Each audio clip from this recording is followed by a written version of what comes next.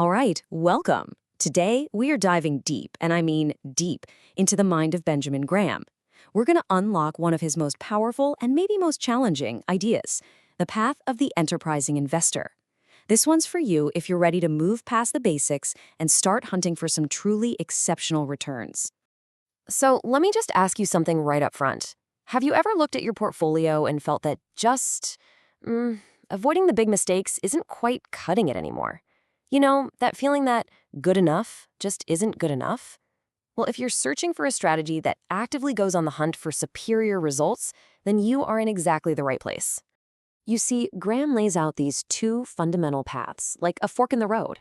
Over here on the left, you've got the defensive investor. Their main goal? Safety. Freedom from big, costly errors. And that's a very noble goal, for sure. But then, over on the right, you have the enterprising investor, and their mission is completely different.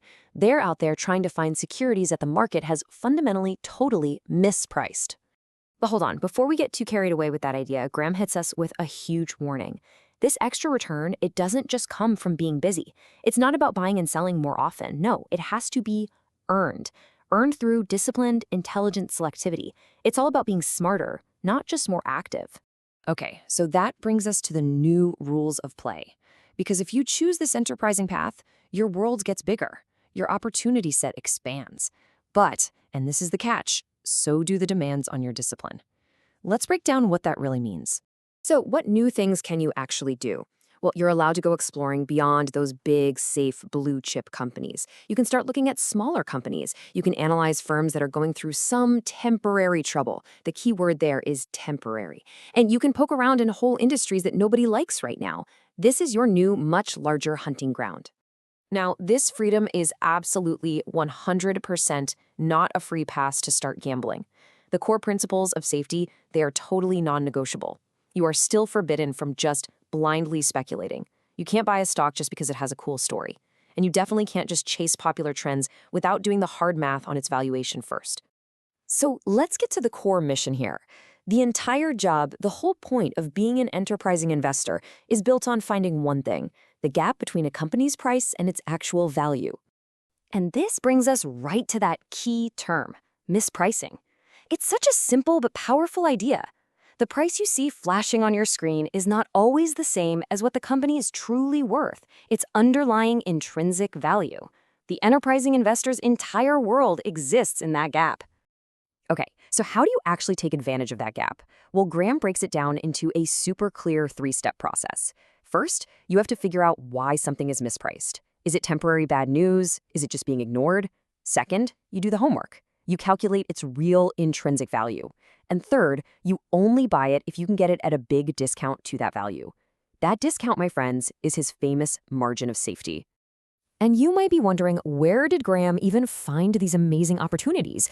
Well, it wasn't in the hot, exciting stocks everyone was chattering about. Nope. His best finds were almost always tucked away in the dull, boring, completely overlooked corners of the market. He called these special situations. You know, things like companies trading for less than the cash they literally had in the bank, or spin-offs, restructurings, that kind of stuff. And this just perfectly illustrates his method. These opportunities are based on cold, hard arithmetic, not on some rosy, optimistic story about the future.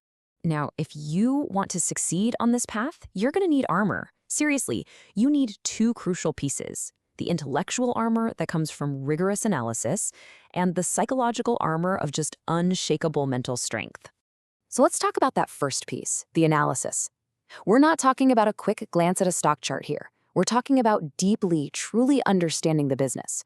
We're talking about stress testing its balance sheet and assessing how its earnings are going to hold up through good times and bad. This is real, roll-up-your-sleeves kind of work. And here's the really critical part.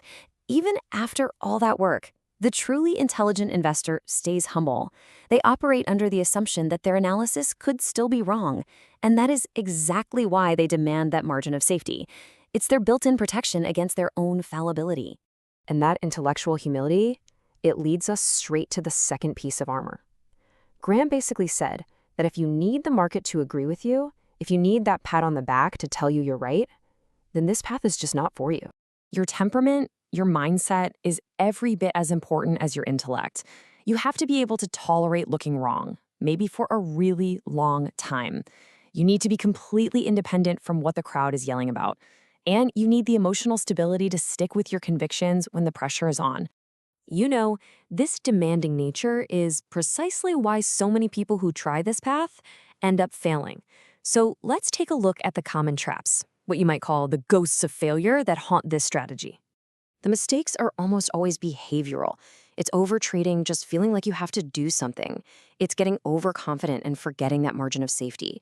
Or it's style drift, abandoning the strategy to go chase whatever is hot right now. All of these are just failures of discipline. And let's be absolutely crystal clear on this point.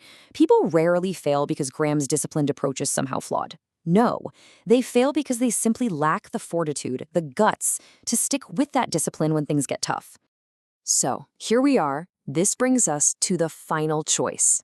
You've seen the potential rewards for sure, but you've also seen the immense demands and the pretty high risk of failure. Now, you're the one who has to decide if this path is actually right for you. This final comparison really just lays it all out there. I mean, look at the difference. The goals go from safety to excess returns. The depth of analysis required goes from limited to substantial. And maybe most importantly, look at the behavioral demands and the cost of failure. Both are so much higher for the enterprising investor. And please always remember Graham's final piece of advice on this. For the vast majority of people, the defensive path is perfectly fine. It's more than enough. Being enterprising is an optional choice. It's situational. And it is incredibly dangerous to try and switch over to it when you're in a panic or the market is going crazy.